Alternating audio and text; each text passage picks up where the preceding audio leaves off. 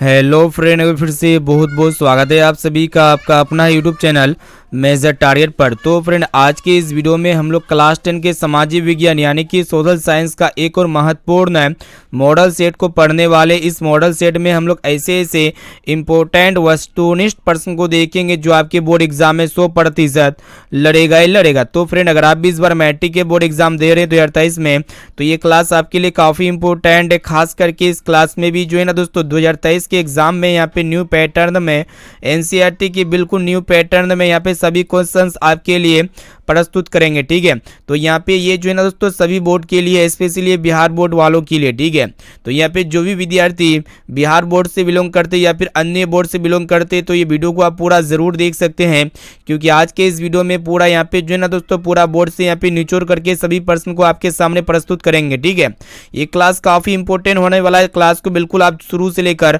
आखिरी तक जरूर कीजिएगा। ठीक है, तो फ्रेंड यहाँ पे फटाफट से आप क्लास को लाइक कर दीजिएगा, और दोस्तों चैनल पर नए हैं ना तो प्लीज दोस्तों जल्दी से आप फटाफट से चैनल को सब्सक्राइब कर लीजिएगा। साथ में बगल में बेल आइकन आएगा, इसको प्रेस करके जो है ना ऑल पर जरूर सेलेक्ट कर लीजिएगा, क्योंकि यहाँ पे धमाकेदार क्लास जो है ना होते रहता है।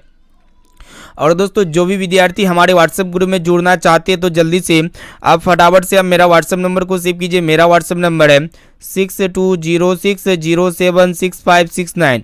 इस नंबर को सेव कीजिए। आप बोलिए कि सर हमें व्हाट्सएप ग्रुप में जोड़ दीजिए, तो हम जो है ना आपको व्हाट्सएप ग्रुप में जोड़ देंगे। ठीक है, तो ये क्लास आपके लिए रामबाण साबित हो सकता है। क्लास को बिल्कुल शुरू से लेकर आखिरी तक जरूर देखिएगा। तो चलिए फ्रेंड, देखते हैं यहाँ पे आज के पहले नंबर प्रश्न से, जो कि आपके बोर्ड एग्जाम में जो है ना ये प्रश्न आपके बोर्ड एग्जाम में 100% पूछ ले जाते हैं, तो इसको अच्छी तरीके से याद कर लीजिएगा। तो फ्रेंड, आपको बताना है कि गार्डन सिटी की अवधारणा किसने विकसित की थी। तो देख सकते हैं यहाँ पे ऑप्शन ए में आपका दिया गया है एबेनेजर हवार्ड ने, या फिर विलियम ने, या फिर नेपोलियन तृतीय ने, या फिर हॉस्मोन ने। ठीक है, तो फ्रेंड आपको बता देते हैं गार्डन सिटी की जो अवधारणा विकसित की थी ना, किसने की थी? एबेनेजर हवार्ड ने की थी। यानी कि यहाँ पे ए वाला ऑप्शन जो है ना इसका बिल्कुल ही करेक्ट आंसर हो जाएगा। चलिए फ्रेंड, देखते हैं यहाँ पे नेक्स्ट क्वेश्चन की तरफ बढ़ चलते हैं, जो कि आपके बोर्ड एग्जाम के लिए बहुत इंपॉर्टेंट है। ठीक है, और दोस्तों ये दूसरा प्रश्न जो है आपके बोर्ड एग्जाम में पूछे जा सकते हैं। ठीक है, तो इसको भी अच्छी तरीके से आप याद रखिएगा। तो यहाँ पे आपको बताना है कि गुटेनबर्ग का जन्म किस देश में हुआ था। काफी इंपॉर्टेंट प्रश्न है। तो यहाँ पे देख सकते हो ऑप्शन ए में आपका दिया गया अमेरिका में, या फिर जर्मनी में, या फिर जापान में, और ऑप्शन डी में आपका दिया गया है इंग्लैंड में। ठीक है, तो फ्रेंड आपको बता देते हैं ये गुटेनबर्ग जी का जन्म जो हुआ था ना दोस्तों, किस देश में हुआ था? जर्मनी में हुआ था। और दोस्तों आपके एग्जाम में एक प्रश्न ये पूछे आते हैं कि गुटेनबर्ग ने सर्वप्रथम किस पुस्तक की छपाई की थी? तो बाइबल पुस्तक की छपाई की थी। चलिए फ्रेंड, देखते हैं यहाँ पे तीसरा नंबर प्रश्न, जो कि आपके बोर्ड एग्जाम के लिए बहुत इंपॉर्टेंट है। तो फ्रेंड यहाँ पे आपको बताना है कि भारतीय राष्ट्रीय कांग्रेस के पहले अध्यक्ष कौन थे। तो देख सकते हैं यहाँ पे ऑप्शन ए में आपका दिया गया है एवोहिम, या फिर WC बनर्जी, या फिर आपका बदरुद्दीन तैयब जी, और ऑप्शन डी में आपका दिया गया एनी बेसेंट। ठीक है, तो भारतीय राष्ट्रीय कांग्रेस के जो पहले अध्यक्ष थे ना, कौन थे? WC बनर्जी थे। यानी कि यहाँ पे बी वाला ऑप्शन जो है ना इसका बिल्कुल ही करेक्ट आंसर हो जाएगा। चलिए फ्रेंड, देखते हैं यहाँ पे नेक्स्ट क्वेश्चन की तरफ बढ़ चलते हैं। चौथा नंबर प्रश्न भी बहुत इंपॉर्टेंट आपके बोर्ड एग्जाम के लिए। ठीक है, तो यहाँ पे कोशिश कीजिएगा एक एक क्वेश्चन को जो है अच्छी तरीके से याद कर लीजिएगा। तो फ्रेंड यहाँ पे आपको बताना है कि दास कैपिटल की रचना किसने की थी। तो यहाँ पे देखिएगा ऑप्शन ए में आपका दिया गया एंजल्स ने, या फिर दोस्तोवस्की ने, या फिर टोल्स्टॉय ने, और ऑप्शन डी में आपका दिया गया है कार्ल मार्क्स ने। ठीक है, तो फ्रेंड ये दास कैपिटल की रचना किसने की थी? तो कार्ल मार्क्स ने की थी। यानी कि यहाँ पे डी वाला ऑप्शन जो है ना इसका बिल्कुल ही करेक्ट आंसर हो जाएगा। चलिए फ्रेंड, देखते हैं यहाँ पे नेक्स्ट क्वेश्चन की तरफ बढ़ चलते हैं। पांचवा नंबर प्रश्न भी आपके बोर्ड एग्जाम के लिए बहुत इंपॉर्टेंट है। तो फ्रेंड यहाँ पे आपको बताना है कि रक्त एवं लोह की नीति का अवलंबन जो है ना किसने किया था, वही आपको बताना है। तो यहाँ पे देखिएगा ऑप्शन ए में आपका दिया गया है मेजिनी ने, या फिर हिटलर ने, और ऑप्शन डी में आपका दिया गया बिस्मार्क ने, और ऑप्शन डी में आपका दिया गया है विलियम परथन ने। ठीक है, तो फ्रेंड आपको बता देते हैं रक्त एवं लोह की नीति का जो अवलंबन किया था ना, किसने किया, तो वही आपको बताना है। ठीक है, तो काफी महत्वपूर्ण प्रश्न है। तो बिस्मार्क ने किया था। यहाँ पे सी वाला ऑप्शन जो है ना इसका बिल्कुल ही सही उत्तर हो जाएगा। तो फ्रेंड यहाँ पे जो भी विद्यार्थी अभी तक इस क्लास को लाइक नहीं किया ना, तो प्लीज दोस्तों जल्दी से अब फटाफट से क्लास को लाइक कर दीजिएगा, क्योंकि यहाँ पे जो है ना डेली धमाकेदार क्लास होते रहता है। चलिए फ्रेंड देखते हैं यहाँ पे नेक्स्ट क्वेश्चन की तरफ बढ़ चलती है। तो फ्रेंड है यहाँ पे छठा नंबर प्रश्न भी बहुत ही इंपॉर्टेंट आपके बोर्ड एग्जाम के लिए, ठीक है। तो इसको भी जो है ना आप अच्छी तरीके से याद कर लीजिएगा। तो यहाँ पे आपको बताना है कि गैरीबाल्टी पेशे से क्या था। तो देखिएगा यहाँ पे ऑप्शन ए में आपका दिया गया सिपाही या फिर किसान, और ऑप्शन सी में आपका दिया गया जमींदार या फिर नाविक, ठीक है। तो फ्रेंड है ये गैरीबाल्टी का पेशा क्या था, यानी कि गैरीबाल्टी पेशे से क्या था वही आपको बताना है। तो नाविक था, यानी कि यहाँ पे डी वाला ऑप्शन जो है ना इसका बिल्कुल ही करेक्ट आंसर हो जाएगा। चलिए फ्रेंड देखते हैं यहाँ पे सातवां नंबर प्रश्न भी बहुत ही इंपॉर्टेंट है। आपके बोर्ड एग्जाम में 100% इस तरह के प्रश्न पूछे जाते हैं। तो यहाँ पे आपको बताना है कि रूस में कृषक दास प्रथा का अंत कब हुआ था, बहुत इंपॉर्टेंट है। तो यहाँ पे देखिएगा ऑप्शन ए में आपका दिया गया है 1861 में या फिर 1862 में, और ऑप्शन सी 1863 में या फिर 1864 में, ठीक है। तो आप कोशिश कीजिएगा एक एक क्वेश्चन का आंसर फटाफट से कमेंट सेक्शन में जाके जरूर बताइएगा दोस्तों।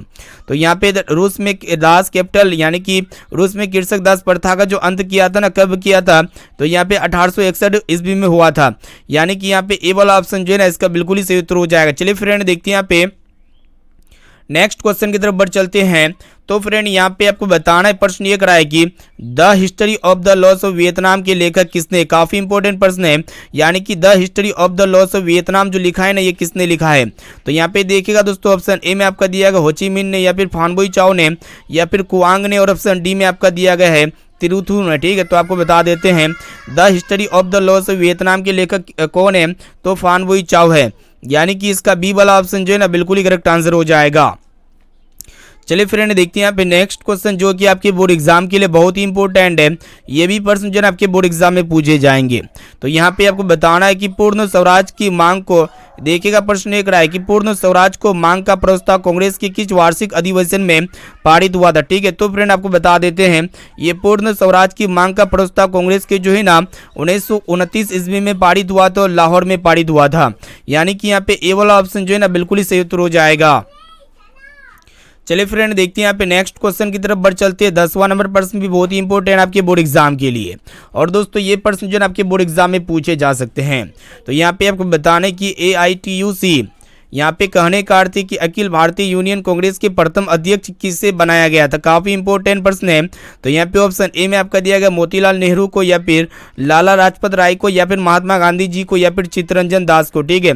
तो AITUC का प्रथम अध्यक्ष किसे बनाया गया था, तो लाला लाजपत राय को बनाया गया था, यानी कि इसका बी वाला ऑप्शन जो है ना बिल्कुल ही करेक्ट आंसर हो जाएगा। चलिए फ्रेंड देखते हैं यहाँ पे अगला प्रश्न की तरफ बढ़ चलती है जो कि आपके बोर्ड एग्जाम के लिए अत्यंत ही महत्वपूर्ण है।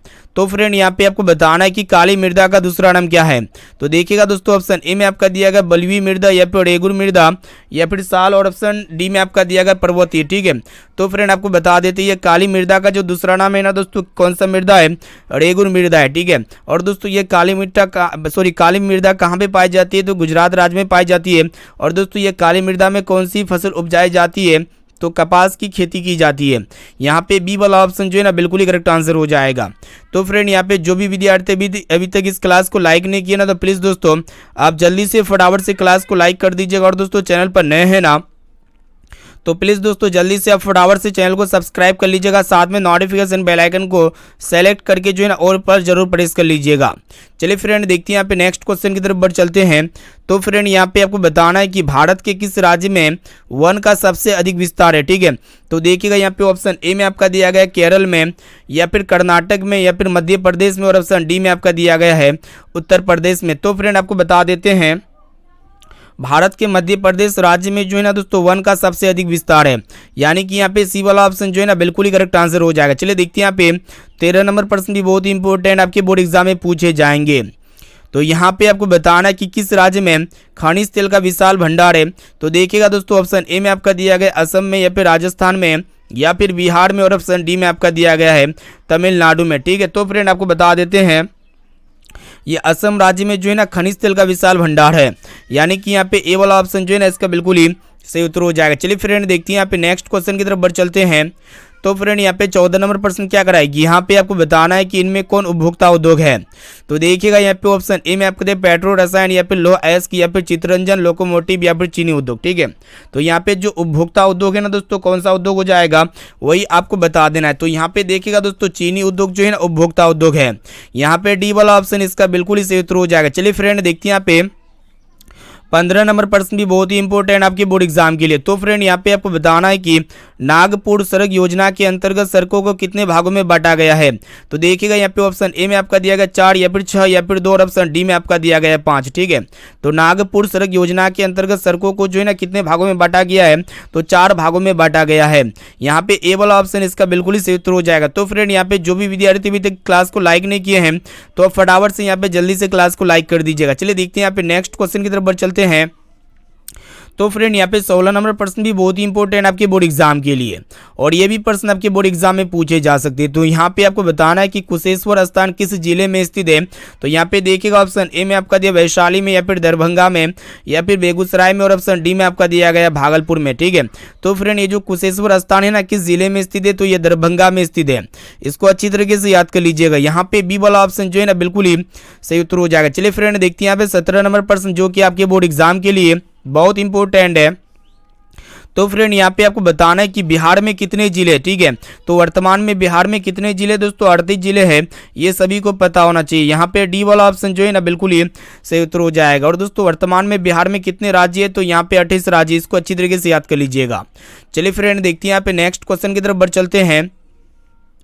तो फ्रेंड यहाँ पे देखिएगा 21 नंबर प्रश्न भी यहाँ पे 18 नंबर प्रश्न भी बहुत ही इंपॉर्टेंट है। तो फ्रेंड यहाँ पे आपको बताना है कि 2001 में बिहार की कुल जनसंख्या कितनी थी। तो 2001 में बिहार की कुल जनसंख्या कितनी थी, 8 करोड़ से अधिक थी। यानी कि यहाँ पे सी वाला ऑप्शन जो है ना इसका बिल्कुल ही सही उत्तर हो जाएगा। चलिए देखते हैं यहाँ पे नेक्स्ट क्वेश्चन। यहाँ पे आपको बताना है कि उच्चावाच प्रदर्शन के लिए जो है ना हेसपुर विधि का विकास किसने किया था।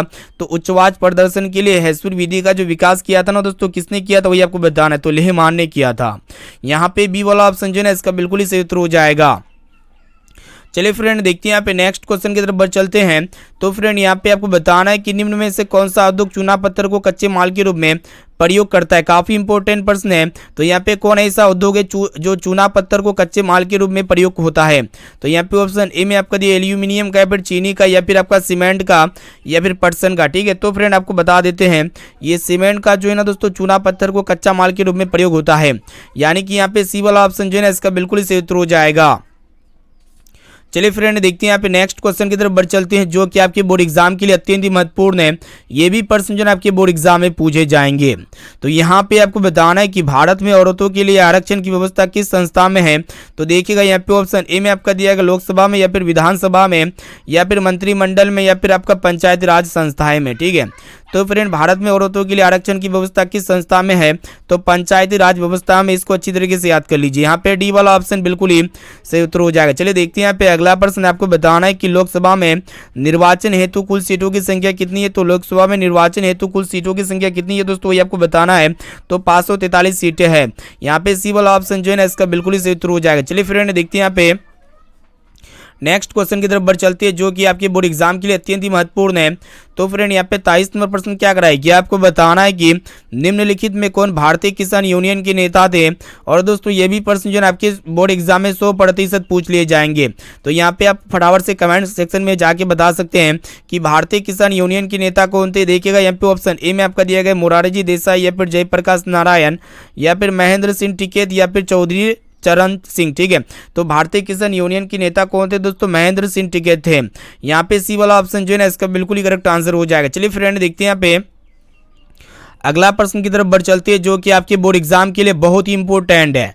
और दोस्तों ये भी प्रश्न जो है आपके बोर्ड एग्जाम में पूछे जाएंगे। तो यहाँ पे आपको बताना है कि राजनीतिक दलों की नींव सर्वप्रथम किस देश में पड़ी थी, वही आपको बताना है। तो देखिएगा यहाँ पे ऑप्शन ए में आपका दिया ब्रिटेन में या फिर भारत में या फिर फ्रांस में और ऑप्शन डी में आपका दिया गया है USA में। ठीक है, तो फ्रेंड राजनीतिक दलों की नींव सर्वप्रथम जो है ना दोस्तों ब्रिटेन देश में पड़ी थी। यानी कि यहाँ पे ए वाला ऑप्शन जो है ना इसका बिल्कुल ही सही उत्तर हो जाएगा। चलिए देखते हैं यहाँ पे अगला प्रश्न क्या कराएगी। यहाँ पे आपको बताना है कि किसके फैसलों में व्यक्तिगत पूर्वाग्रह की अधिकता रहती है। काफी इंपॉर्टेंट है। तो फ्रेंड आपको बता देते हैं ये गैर लोकतांत्रिक के फैसलों में क्या होते हैं दोस्तों, पूर्वाग्रह की अधिकता होती है। ठीक है, व्यक्तिगत। यहाँ पे सी वाला ऑप्शन इसका बिल्कुल ही सही उत्तर हो जाएगा। तो फ्रेंड यहाँ पे जो भी विद्यार्थी अभी तक इस क्लास को लाइक नहीं किए हैं तो फटाफट से आप क्लास को लाइक कर दीजिएगा दोस्तों। और चैनल पर नए हैं तो जल्दी से आप चैनल को भी सब्सक्राइब कर लीजिएगा। चलिए फ्रेंड देखते हैं यहाँ पे 26 नंबर प्रश्न क्या कराएगी। यहाँ पे आपको बताना है कि भारत में सर्वोच्च न्यायालय के मुख्य न्यायाधीश नियुक्ति कौन करते हुए आपको बताना है। तो यहाँ पे ऑप्शन ए में आपका दिया गया प्रधानमंत्री या फिर राष्ट्रपति या फिर संसद, और ऑप्शन डी में आपका दिया गया है उपराष्ट्रपति। ठीक है, तो फ्रेंड भारत में सर्वोच्च न्यायालय के मुख्य न्यायाधीश की नियुक्ति कौन करता है, तो राष्ट्रपति करते हैं। यहाँ पे बी वाला ऑप्शन इसका बिल्कुल ही सही उत्तर हो जाएगा। चलिए फ्रेंड देखते हैं यहाँ पे 27 नंबर प्रश्न भी बहुत ही इंपॉर्टेंट है आपके बोर्ड एग्जाम के लिए, और आपके बोर्ड एग्जाम में पूछे जा सकते हैं। तो यहाँ पे आपको बताना है कि एशिया का पहला निर्यात संवर्धन क्षेत्र कहाँ स्थापित किया गया है। ठीक है, तो एशिया का पहला निर्यात संवर्धन क्षेत्र जो स्थापित किया गया है ना दोस्तों, भारत में स्थापित किया गया है।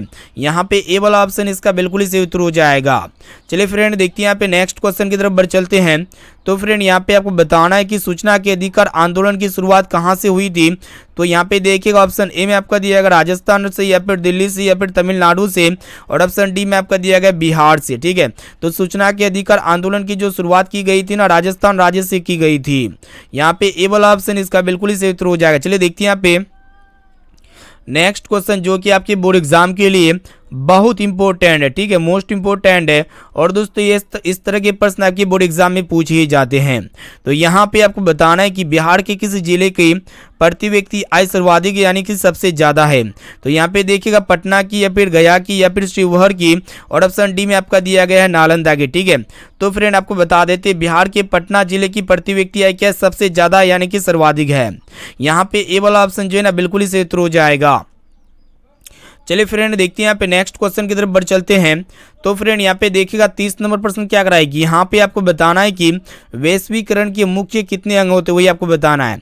तो यहाँ पे देखिएगा 1 अंग या फिर 2 अंग हो या फिर 3 अंग या फिर 4 अंग। ठीक है, तो हम आपको बता देते हैं जो वैश्वीकरण होते हैं ना दोस्तों, इसके कितने अंग होते हैं, तो मुख्य 4 अंग होते हैं। यहाँ पे डी वाला ऑप्शन इसका बिल्कुल ही सही उत्तर हो जाएगा। चलिए फ्रेंड देखते हैं यहाँ पे नेक्स्ट क्वेश्चन। यहाँ पे आपको बताना है कि स्वर्ण भूषणों की परिशुद्धता को सुनिश्चित करने के लिए किस मान्यता प्राप्त चिन्ह का होना आवश्यक होता है वही आपको बताना है। ठीक है, तो देखिएगा स्वर्ण भूषणों की परिशुद्धता को सुनिश्चित करने के लिए जो है ना हॉलमार्क का होना आवश्यक होते हैं। यहाँ पे बी वाला ऑप्शन जो है ना इसका बिल्कुल ही सही उत्तर हो जाएगा। चलिए फ्रेंड देखते हैं यहाँ पे नेक्स्ट क्वेश्चन की तरफ बढ़ चलते हैं। तो फ्रेंड यहाँ पे देखिएगा प्रश्न काफी इंपॉर्टेंट है, तो यहाँ पे कोशिश कीजिएगा एक एक क्वेश्चन का आंसर फटाफट से कमेंट सेक्शन में जाके आप हमें फटाफट से जरूर बताइएगा। तो फ्रेंड यहाँ पे आपको बताना है कि फुट डालो और राज करो की नीति अपनाई यानी कि किसने अपनाई थी। तो देखिएगा यहाँ पे ऑप्शन ए में आपका दिया गया अंग्रेजों ने या फिर व्यवसाय प्रधान ने या फिर उद्योग प्रधानों ने या फिर उपर्युक्त तीनों। ठीक है, तो देखिएगा यहाँ पे फुट डालो राज करो की नीति किसने अपनाई थी दोस्तों, तो अंग्रेजों ने अपनाई थी। ठीक है, और दोस्तों अंग्रेजों ने भारत में कितने वर्ष शासन किए थे, तो 200 वर्ष शासन किए थे। चलिए फ्रेंड देखते हैं यहाँ पे नेक्स्ट क्वेश्चन। यहाँ पे आपको बताना है कि जालियांवाला बाग हत्याकांड की जांच करने के लिए सरकार ने किस समिति का गठन किया था वही आपको बताना है। ठीक है, तो जालियांवाला बाग हत्याकांड की जांच के लिए सरकार ने हंटर समिति का गठन किया था। कौन सा समिति का गठन किया था, हंटर समिति। इसको अच्छी तरीके से याद कर लीजिएगा। चलिए फ्रेंड देखते हैं यहाँ पे 34 नंबर प्रश्न जो कि आपके बोर्ड एग्जाम में ये भी प्रश्न जो है ना 100% पूछ लिए जाएंगे। तो यहाँ पे आपको बताना है कि साख का क्या अर्थ है। तो देखिएगा यहाँ पे ऑप्शन ए में आपका दिया कि विश्वास करना या फिर ऋण लौटाने की क्षमता या फिर ए और बी दोनों, और ऑप्शन डी में देखिएगा इनमें से कोई नहीं। ठीक है, तो हम आपको बता देते हैं साख का जो सही और सटीक अर्थ होता है ना क्या होता है, विश्वास करना होता है और ऋण लौटाने की क्षमता होती है, यानी कि ये दोनों होती है। यहाँ पे सी वाला ऑप्शन इसका बिल्कुल ही करेक्ट आंसर हो जाएगा। चलिए फ्रेंड देखते हैं यहाँ पे 35 नंबर प्रश्न भी बहुत ही इंपॉर्टेंट है आपके बोर्ड एग्जाम के लिए। तो फ्रेंड यहाँ पे आपको बताना है कि बांग्लादेश के नोबेल पुरस्कार से सम्मानित व्यक्ति कौन है। तो फ्रेंड आपको बता देते हैं बांग्लादेश के नोबेल पुरस्कार से जो सम्मानित व्यक्ति है ना प्रोफेसर मोहम्मद यूनुस है, यानी कि यहाँ पे बी वाला ऑप्शन जो है ना इसका बिल्कुल ही सही उत्तर हो जाएगा। चलिए फ्रेंड देखते हैं यहाँ पे नेक्स्ट क्वेश्चन की तरफ बढ़ चलते हैं। तो फ्रेंड ये 36 नंबर प्रश्न भी बहुत ही इंपॉर्टेंट है। तो यहाँ पे आपको बताना है कि भारत में सेवा क्षेत्रों को सामान्यतः कितने भागों में बांटा जा सकता है। ठीक है, तो देखिएगा यहाँ पे ऑप्शन ए में आपका दिया गया 2 भागों में या फिर 4 भागों में या फिर 6 भागों में, और ऑप्शन डी में आपका दिया गया है 8 भागों में। ठीक है, तो फ्रेंड भारत में सेवा क्षेत्रों को सामान्यतः कितने भागों में बांटा जा सकता है, तो 2 भागों में बांटा जा सकता है। ठीक है, यहाँ पे ए वाला ऑप्शन इसका बिल्कुल ही सही उत्तर हो जाएगा। चलिए देखते हैं यहाँ पे नेक्स्ट क्वेश्चन। यहाँ पे आपको बताना है कि WTO का विस्तारित रूप क्या होता है। ठीक है, तो फ्रेंड ये WTO का जो विस्तारित रूप होता है ना क्या होता है, वर्ल्ड ट्रेड ऑर्गेनाइजेशन होते हैं, यानी कि विश्व व्यापार संगठन के नाम से भी जानते हैं। यहाँ पे बी वाला ऑप्शन इसका बिल्कुल ही सही उत्तर हो जाएगा। चलिए फ्रेंड देखते हैं यहाँ पे नेक्स्ट क्वेश्चन। तो फ्रेंड यहाँ पे आपको बताना है कि सूखा किस प्रकार की आपदा है। ठीक है, तो ये काफी सिंपल प्रश्न है। तो सूखा किस प्रकार की आपदा है, तो ये प्राकृतिक आपदा है। यहाँ पे ए वाला ऑप्शन जो है ना बिल्कुल ही करेक्ट आंसर हो जाएगा। और दोस्तों सूखा कैसे किस प्रकार आती है, तो सूखा जो आती है ना धीरे धीरे आती है। चलिए देखते हैं यहाँ पे नेक्स्ट क्वेश्चन। यहाँ पे आपको बताना है कि भारतीय राष्ट्रीय कांग्रेस की स्थापना कब हुई थी। ठीक है, तो फ्रेंड आपको बता देते हैं भारतीय राष्ट्रीय कांग्रेस की जो स्थापना हुई थी ना, कब हुई थी, तो 1885 ईस्वी में हुई थी। कब हुई थी, 1885 ईस्वी में। चलिए फ्रेंड देखते हैं यहाँ पे नेक्स्ट क्वेश्चन की तरफ बढ़ चलते हैं। तो फ्रेंड यहाँ पे आपको बताना है कि वी.एस. न्यायपाल कौन थे। ठीक है, तो वी.एस. न्यायपाल कौन थे वही आपको बताना है। ठीक है, तो फ्रेंड वी.एस. न्यायपाल कौन थे, मार्टिन लूथर थे, सॉरी नोबेल पुरस्कार विजेता थे, व्यापारी थे, इंजीनियर थे, या फिर मजदूर नेता थे। तो बराबर से कमेंट सेक्शन में जाके आप हमें जरूर बताइएगा। तो नोबेल पुरस्कार से सम्मानित व्यक्ति थे, यानी कि यहाँ पे ए वाला ऑप्शन इसका बिल्कुल ही करेक्ट आंसर हो जाएगा। चलिए फ्रेंड देखते हैं यहाँ पे। उससे पहले जो भी विद्यार्थी अभी तक इस क्लास को लाइक नहीं किए तो फटाफट से आप क्लास को लाइक कर दीजिएगा। और दोस्तों चैनल पर नए हैं ना, तो प्लीज दोस्तों जल्दी से आप फटाफट से चैनल को सब्सक्राइब कर लीजिएगा, साथ में नोटिफिकेशन बेल आइकन को प्रेस करके ऑल पर जरूर सेलेक्ट कर लीजिएगा। ठीक है, चलिए देखते हैं यहाँ पे आपको बताना है कि किसने कहा मुद्रण ईश्वर की दी गई महानतम देन है, सबसे बड़ा तोहफा है। तो यहाँ पे देखिएगा ऑप्शन ए में आपका दिएगा महात्मा गांधी जी ने, या फिर मार्टिन लूथर ने, या फिर आपका मोहम्मद पैगंबर ने, या फिर आपका ईसा मसीह ने। ठीक है, तो फ्रेंड आपको बता देते हैं कौन कहा था कि ईश्वर जो मुद्रण जो है ना ईश्वर की दी गई महानतम देन है, सबसे बड़ा तोहफा है, तो मार्टिन लूथर ने कहा था। यानी कि यहाँ पे बी वाला ऑप्शन जो है ना इसका बिल्कुल ही सही उत्तर हो जाएगा। चलिए फ्रेंड देखते हैं यहाँ पे नेक्स्ट क्वेश्चन, जो कि आपके बोर्ड एग्जाम के लिए अत्यंत ही महत्वपूर्ण है। तो यहाँ पे आपको बताना है कि फॉरवर्ड ब्लॉक की स्थापना किसने की थी, काफी इंपॉर्टेंट है। तो फटाफट से कमेंट सेक्शन में जाके बताइए। तो फ्रेंड ये फॉरवर्ड ब्लॉक की जो स्थापना की थी ना, किसने की थी, सुभाष चंद्र बोस ने की थी। यहाँ पे बी वाला ऑप्शन इसका बिल्कुल ही सही उत्तर हो जाएगा। चलिए देखते हैं यहाँ पे आपको बताना है कि वृहद क्षेत्र में जल की उपस्थिति के कारण पृथ्वी को क्या कहते हैं। काफी इंपॉर्टेंट प्रश्न है। तो वृहद क्षेत्र में जल की उपस्थिति के कारण पृथ्वी को हम लोग क्या कहते हैं, नीला ग्रह कहते हैं। यहाँ पे बी वाला ऑप्शन इसका बिल्कुल ही सही उत्तर हो जाएगा। चलिए फ्रेंड देखते हैं यहाँ पे नेक्स्ट क्वेश्चन की तरफ बढ़ चलते हैं। तो फ्रेंड यहाँ पे 44 नंबर प्रश्न भी बहुत ही इंपॉर्टेंट है। तो यहाँ पे आपको बताना है कि भाखड़ा नांगल परियोजना किस नदी पर अवस्थित है। ठीक है, तो ये भाखड़ा नांगल परियोजना जो है दोस्तों कौन सा नदी पर स्थित है, नर्मदा नदी पर, या फिर झेलम नदी पर, या फिर सतलज नदी पर, या फिर व्यास नदी पर। तो फिर ये जो है ना सतलज नदी पर स्थित है। ठीक है, यहाँ पे सी वाला ऑप्शन इसका बिल्कुल ही सही उत्तर हो जाएगा। चलिए देखते हैं यहाँ पे अगला प्रश्न आपको बताना है कि पूर्व मध्य रेलवे का मुख्यालय कहाँ पे है। तो ये पूर्व मध्य रेलवे का जो मुख्यालय है ना कहाँ पे, हाजीपुर में है। यानी कि यहाँ पे बी वाला ऑप्शन जो है ना इसका बिल्कुल ही सही उत्तर हो जाएगा। चलिए फ्रेंड देखते हैं यहाँ पे नेक्स्ट क्वेश्चन की तरफ बढ़ चलते हैं। यहाँ पे आपको बताना है कि भारतीय मुद्रा बाजार में किस प्रकार के ऋणों का लेन देन होता है। ठीक है, तो फ्रेंड ये भारतीय मुद्रा बाजार में जो है ना किस प्रकार की ऋणों का लेन देन होता है, तो ये जो है ना अल्पकाल ऋण का लेन देन होता है। यानी कि यहाँ पे ए वाला ऑप्शन जो है ना बिल्कुल ही सही उत्तर हो जाएगा। चलिए फ्रेंड देखते हैं यहाँ पे नेक्स्ट क्वेश्चन। तो फ्रेंड यहाँ पे आपको बताना है कि भारत में सबसे पहले रेलगाड़ी जो है ना किन स्टेशनों के बीच चली गई थी, वही आपको बताना है। ठीक है, तो भारत में सबसे पहले रेलगाड़ी जो है ना किन स्टेशनों के बीच चली गई थी, तो मुंबई से ठाणे के बीच चली गई थी। ठीक है, यहाँ पे सी वाला ऑप्शन जो है ना बिल्कुल ही करेक्ट आंसर हो जाएगा। चलिए देखते हैं यहाँ पे नेक्स्ट क्वेश्चन की तरफ बढ़ चलते हैं। तो फ्रेंड यहाँ पे आपको बताना है कि भारत में कौन सा राज्य सबसे अधिक गेहूं उत्पन्न करता है। ठीक है, तो देखिएगा यहाँ पे ऑप्शन ए में आपका दिया गया हरियाणा, या फिर पंजाब, या फिर आपका उत्तर प्रदेश, या फिर मध्य प्रदेश। ठीक है, तो फ्रेंड आपको बता देते हैं भारत में कौन ऐसा राज्य है जो सबसे अधिक गेहूं उत्पन्न करते हैं। तो फ्रेंड ये जो है ना उत्तर प्रदेश राज्य जो होते हैं ना सबसे ज्यादा गेहूं उत्पन्न करते हैं। यहाँ पे सी वाला ऑप्शन इसका बिल्कुल ही सही उत्तर हो जाएगा। चलिए देखते हैं यहाँ पे आपको बताना है कि किस फसल को सुनहरा रेशा कहा जाता है। ठीक है, तो फ्रेंड ये जो है ना जूट को सुनहरा रेशा कहा जाता है। यानी कि यहाँ पे ए वाला ऑप्शन जो है ना इसका बिल्कुल ही सही उत्तर हो जाएगा। चलिए फ्रेंड देखते हैं यहाँ पे आज का लास्ट और अंतिम प्रश्न, जो कि आपके बोर्ड एग्जाम के लिए बहुत इंपॉर्टेंट है। और दोस्तों ये भी प्रश्न जो ना बोर्ड एग्जाम में पूछे जाएंगे। तो यहाँ पे आपको बताना है कि चाय के उत्पादन में विश्व में भारत का कौन सा स्थान है। तो देखिएगा यहाँ पे ऑप्शन ए में आपको प्रथम, या फिर दूसरा, या फिर तृतीय, और ऑप्शन डी में आपका दिया गया चौथा। ठीक है, तो चाय के उत्पादन में विश्व में भारत का कौन सा स्थान है दोस्तों, दूसरा स्थान है। यहाँ पे बी वाला ऑप्शन इसका बिल्कुल ही सही उत्तर हो जाएगा। तो फ्रेंड यहाँ पे हम जो है ना फाइनली क्लास 10 के सामाजिक विज्ञान यानी कि सोशल साइंस का महत्वपूर्ण मॉडल सेट में हम लोग टोटली यहाँ पे 50 वस्तुनिष्ठ प्रश्न को देख चुके हैं। जो आपके बोर्ड एग्जाम 2023 के एग्जाम में 100% ये काफी सारे प्रश्न जो है ना आपके बोर्ड एग्जाम में हूबहू देखने को मिलेगा। तो फ्रेंड अगर आपको ये 50 प्रश्न में से जो भी प्रश्न अगर आपको याद ना हो ना, तो प्लीज़ दोस्तों उस प्रश्न को आप अपने नोटबुक में लिख सकते हैं, या फिर उसको जो है ना आप वीडियो को दोबारा देख करके उसको फटाफट से याद कर लीजिएगा। और दोस्तों इस वीडियो को जो भी विद्यार्थी अभी तक लाइक नहीं किए तो प्लीज़ दोस्तों जल्दी से आप फटाफट से वीडियो को लाइक कर दीजिएगा। और दोस्तों चैनल पर नए हैं ना, तो प्लीज़ दोस्तों जल्दी से फटाफट से चैनल को सब्सक्राइब कर लीजिएगा, साथ में नोटिफिकेशन बेल आइकन को प्रेस करके ऑल पर जरूर सेलेक्ट कर लीजिएगा। और ज़्यादा से ज़्यादा कोशिश कीजिएगा इस वीडियो में जितने भी क्वेश्चन सिलेक्टेड थे ना, सभी क्वेश्चंस को आप अच्छी तरीके से याद कर लीजिएगा।